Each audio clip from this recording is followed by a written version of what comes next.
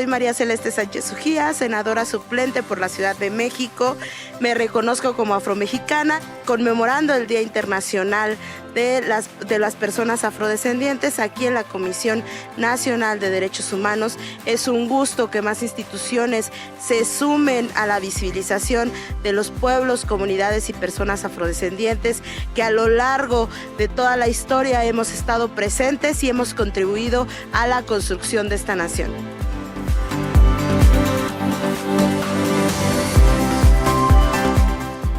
Muy buenas tardes a todas y todos. Les damos la más cordial bienvenida una vez más a su programa Defendemos al Pueblo, un espacio para la difusión, promoción y divulgación de los derechos humanos, pero sobre todo un espacio para ti y para tu voz.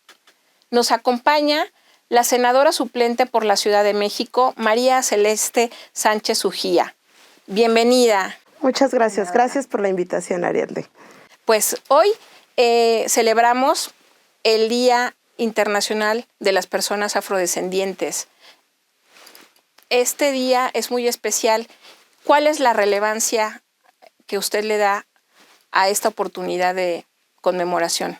Sí, gracias. Bueno, el objetivo principal de las conmemoraciones, de este tipo de conmemoraciones, es para visibilizar a las personas afrodescendientes, pero no solamente visibilizarlas en el sentido de que existen ellas, sino también las contribuciones, la riqueza que le da a la cultura en sí, no solamente de cada uno de los países en donde está esta diáspora africana, y que no solamente del tiempo colonial, sino también de las migraciones contemporáneas que todavía siguen y que siguen contribuyendo al crecimiento de cada uno de los países en donde se encuentran.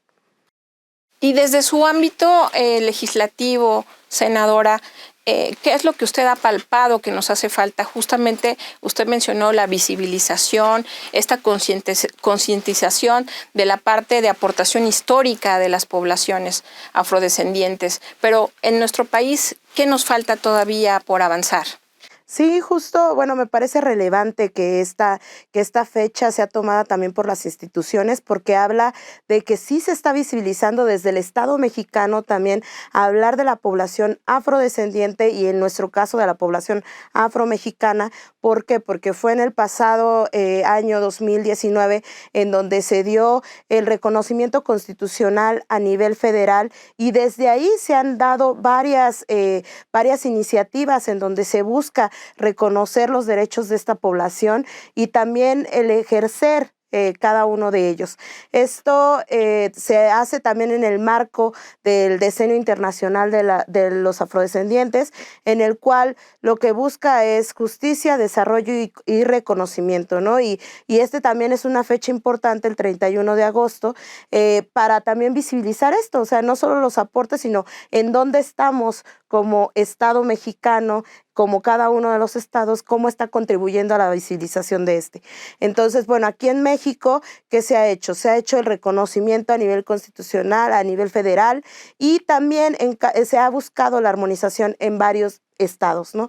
Y en varias leyes. En este momento, en el Senado, el pasado 26 de abril, se aprobaron ya en el Pleno casi 50 reformas a leyes que contribuyen a la armonización y que también se reflejen en las leyes de migración, en el tema electoral, en el tema de salud, de educación, en muchos temas en los cuales no habíamos sido nombrados, ¿no? Y que esto abre el panorama para que no solamente se escriba en el papel, sino también que se hable desde el Estado y que vean cuáles son las contribuciones de estas personas a nuestro país.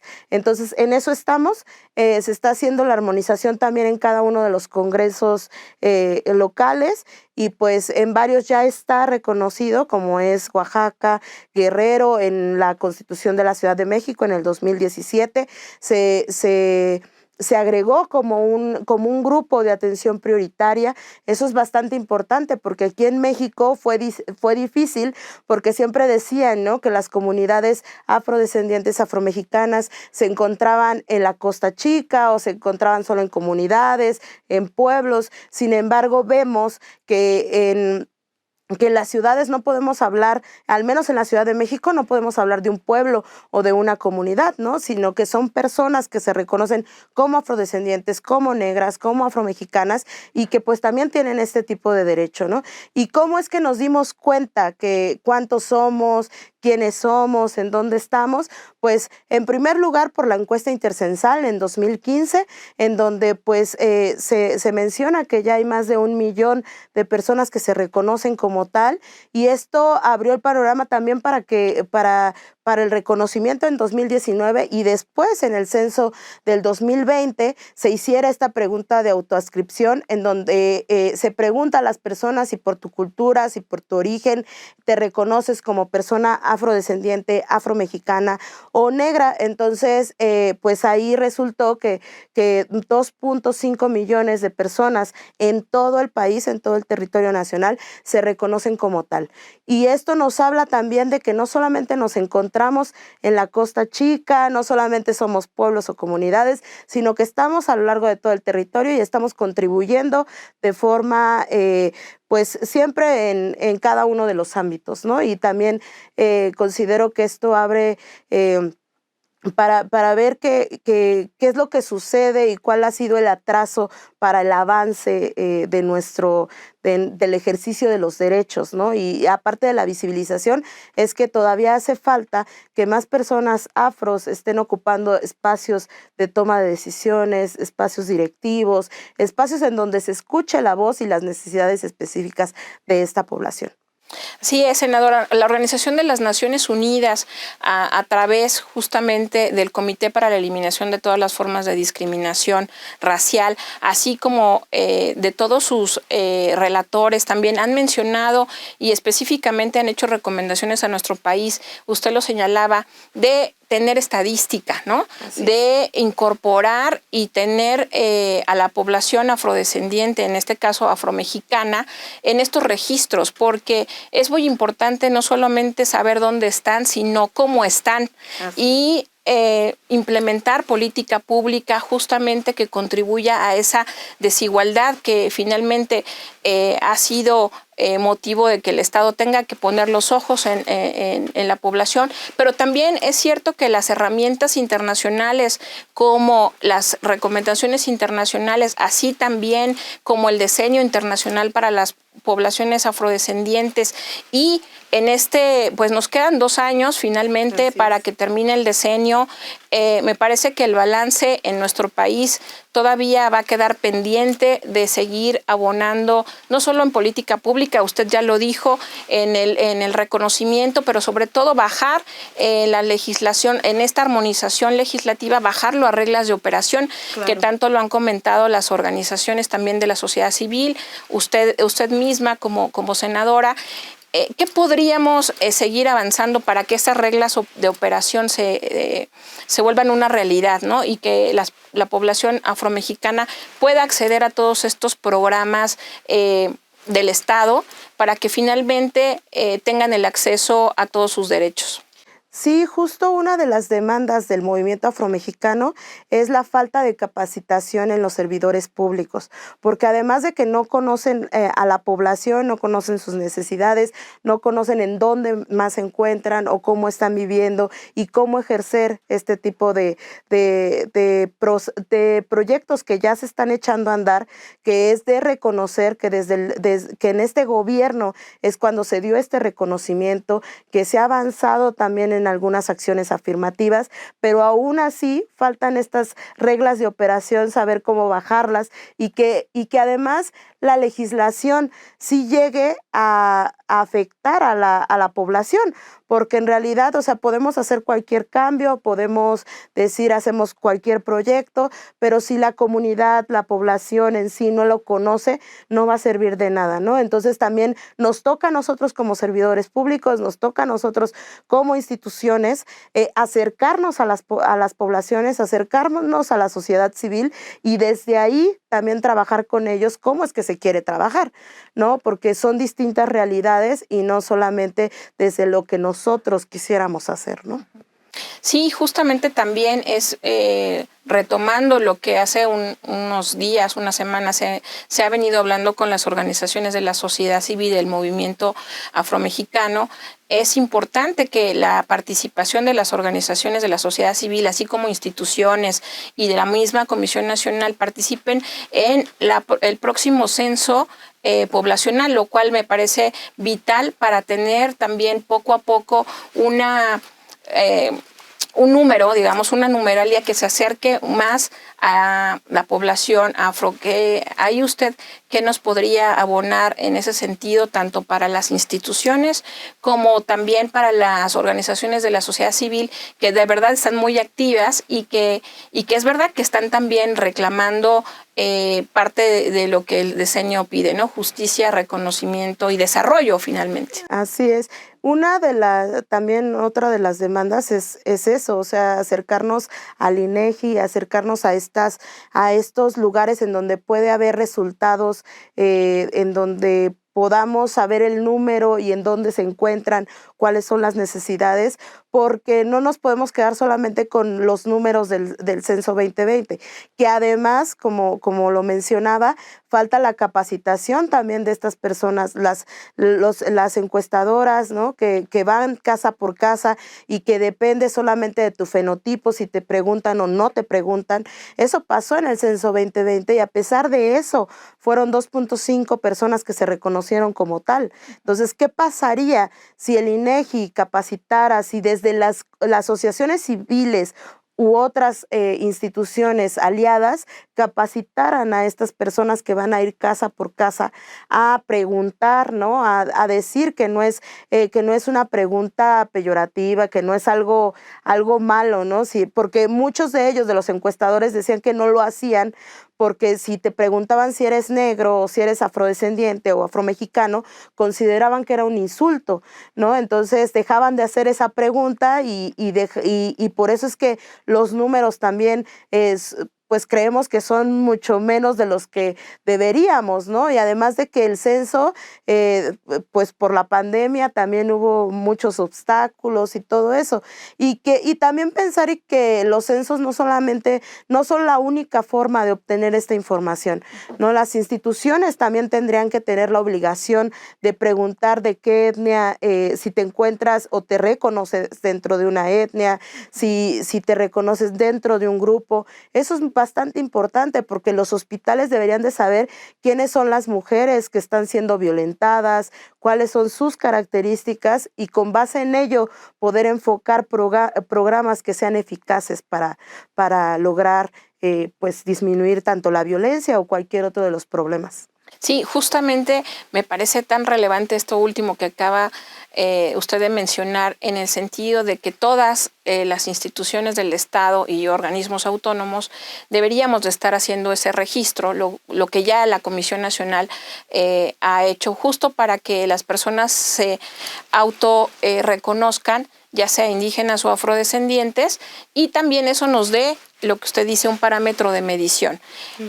Lo último que acaba de mencionar en materia de violencia me parece tan relevante porque también desde cuando presentas una denuncia es muy importante que se haga un registro porque poblaciones afrodescendientes, sobre todo niñas, adolescentes, están sufriendo la violencia, feminicidios, y también es importante visibilizar de qué tamaño es el problema, de qué tamaño es el reto y de qué tamaño es la oportunidad de que todas las instituciones del Estado y organismos públicos autónomos, participen también en esa defensa, promoción y protección de los derechos humanos de las personas afrodescendientes y, en este caso, de nuestro país, afromexicanas, ¿no?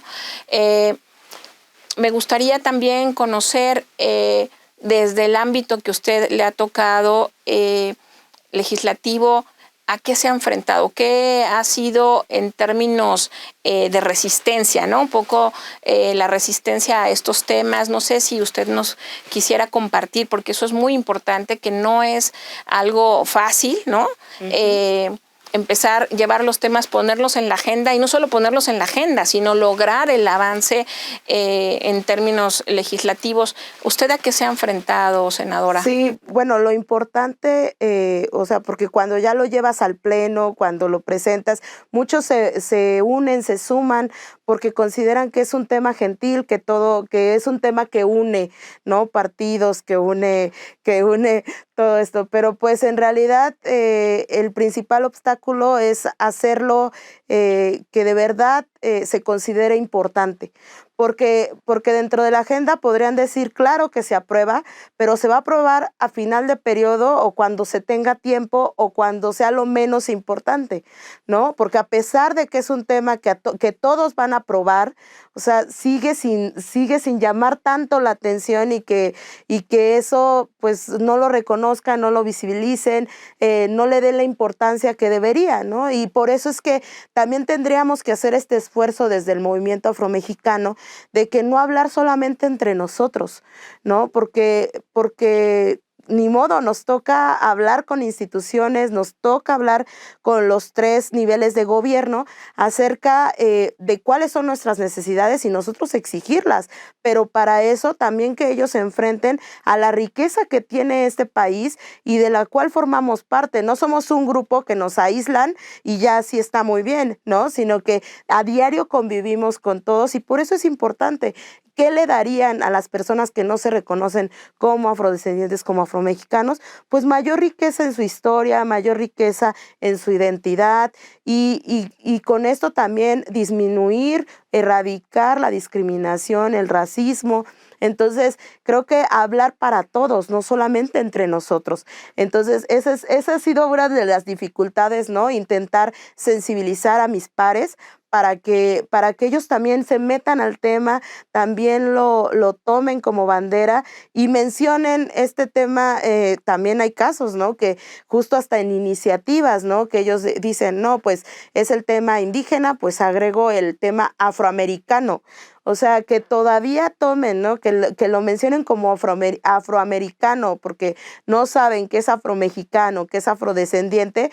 Ese es otro tema, ¿no? Porque habla del desconocimiento, que solamente lo hacen por políticamente correcto y decir hay que agregar el tema, hay que vernos incluyentes y no se trata de eso solamente, es de que una iniciativa de verdad enriquezca, que se acerque a la población afromexicana, porque no se legisla sin ellos o sin ellas, ¿no? Se debe de legislar para ellos y con ellos. Entonces, esa es una de algunas de las de los obstáculos que nos hemos encontrado, porque pues sí habla del desconocimiento, de la falta de acercamiento al movimiento, del desinterés que hay acerca del tema.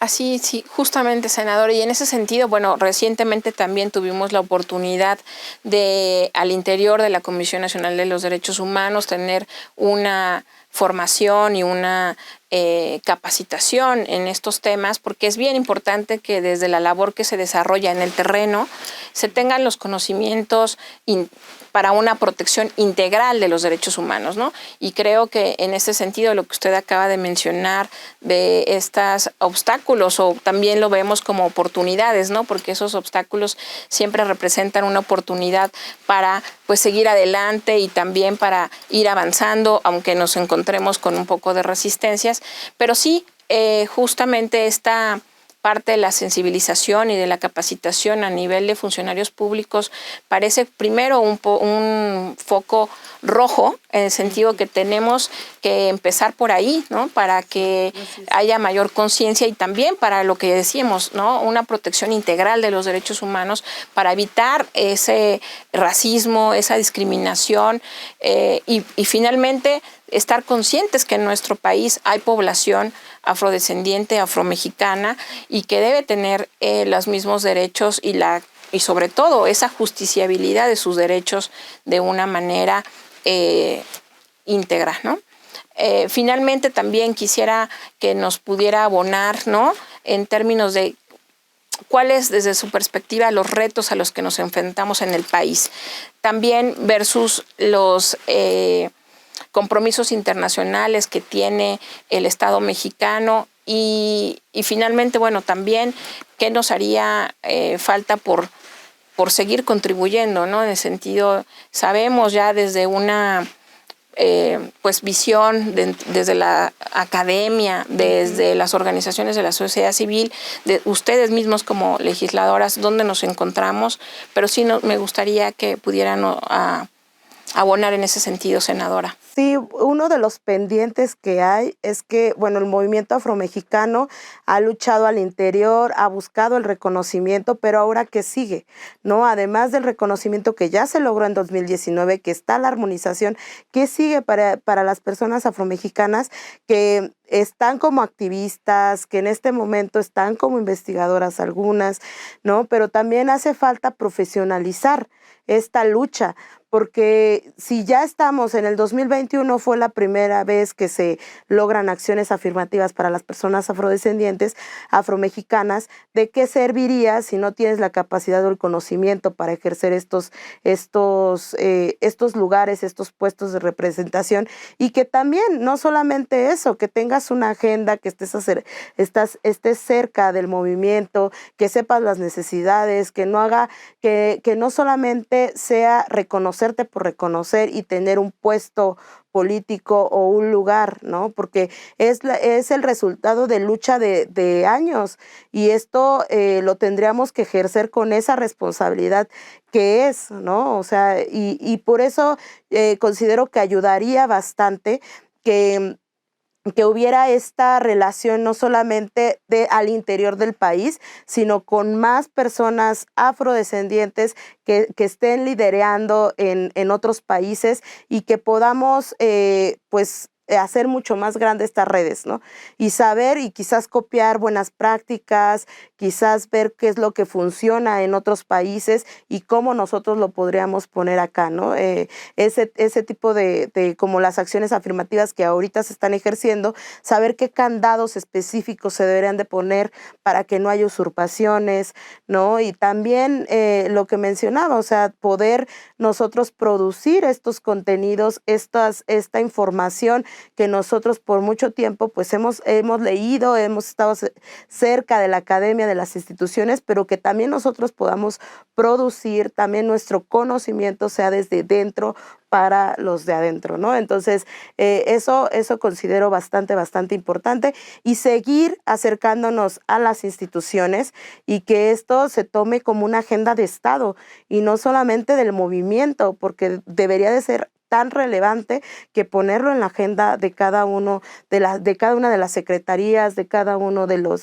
las instituciones, para que no se quede nadie atrás, ¿no? Y que podamos ejercer todos los mismos derechos que cualquier persona, ¿no? Entonces, esos serían algunos de los retos que considero importantes, y seguir como en la armonización, seguir al pendiente, y también que estos logros que se han tenido como resultado de la lucha, ya sea a nivel legislativo, a nivel institucional, que se den políticas públicas, que siempre seas cercano a la comunidad, cercano a los pueblos, porque si no, esto no va a avanzar y seguiremos todos dispersos y sin nada. Sí, senadora, justo el decenio está por terminar, ¿no? Pero tenemos otras agendas. A nivel internacional, la agenda de la población afrodescendiente es muy dinámica, ¿no? Y usted acaba de mencionar, hay que colocarlo también en la agenda nacional. La agenda internacional en los próximos 2 años está muy intensa. Sin embargo, también, a pesar de que el decenio esté por terminar, tenemos la agenda que ya usted mencionó, la Agenda 2030, que también nos permite seguir abonando, ¿no? Los compromisos, exactamente, justo, que cruzan con los temas de especial preocupación para la población afrodescendiente. Lo mismo, ¿no? Seguiremos trabajando y abonando, por lo menos desde la Comisión Nacional de los Derechos Humanos, para el cumplimiento de los compromisos internacionales y de las recomendaciones emitidas por los órganos de los tratados, por Naciones Unidas, justamente para seguir en ese camino pues abonando, ¿no? Finalmente, senadora, pues hemos llegado al fin de la entrevista, pero no sin antes que nos pueda usted decir alguna otra palabra o un mensaje final. Le agradeceríamos mucho. Pues solamente decir que pues estos espacios sirven para el objetivo que tiene como estos días de conmemoración, como es el Día Internacional de los Afrodescendientes, para seguir no solo visibilizando, sino también poniendo en la agenda pública los intereses de todas y de todos. Entonces invitamos a que sigan esta agenda, invitamos a que sigan estas conmemoraciones y que se hable siempre del tema y no solamente en este tipo de fechas. Les damos las gracias a las personas que nos acompañaron y les invitamos a que compartan y a que nos sigan en todas las redes sociales. Y como cada jueves, la invitación a ver estos programas, a reflexionar, a dejarnos sus comentarios y a seguir construyendo este diálogo y esta cultura por los derechos humanos en México.